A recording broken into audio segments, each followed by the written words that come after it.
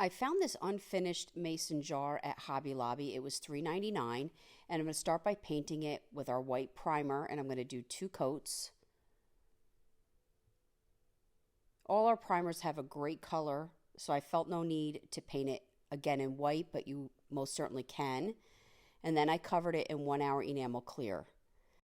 I'm going to be working with this mesh stencil called Americana. And when you take it out of the package, you can take your scissors and you can go ahead and cut sections of parts of the stencil that you feel you would use together.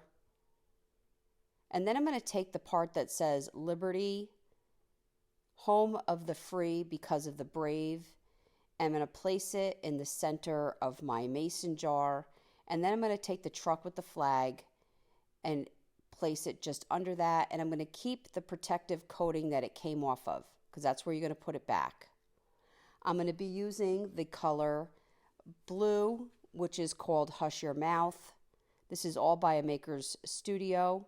You can find all these products at chalkitofancy.com. And I have a plastic applicator that you can also get on our webpage, and you're going to use it to spread the ink all over the stencil. Try not to keep passing over the stencil. You want to go over it one time. Then you're going to lift your stencil, and I go ahead and place it in a bucket of water immediately.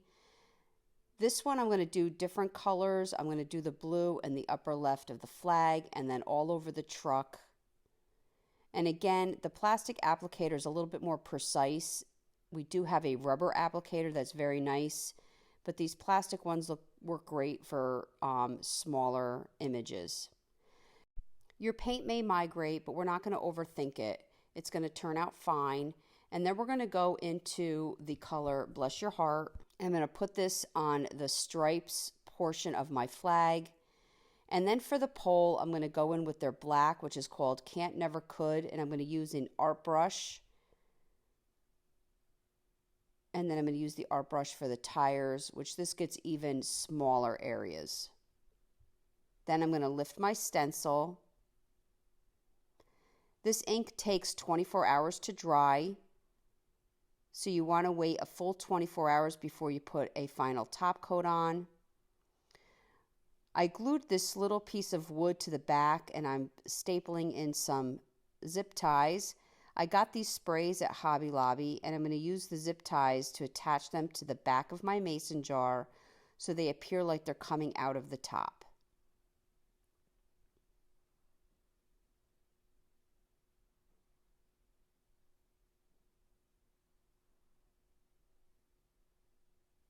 I'm going to bend the stems and hit them again with the stapler so I have a very secure sprays at the top. And then I found these little stars that I'm going to place in the back the same exact way. I also got these at Hobby Lobby. And then I'm just going to glue this felt in that area just so that I don't scratch my wall when I hang it.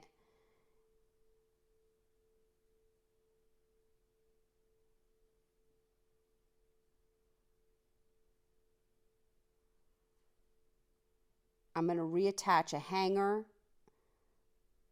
using some jute, and then I'm going to wrap the jute around the mouth of the mason jar using the little grooves to kind of go around several times.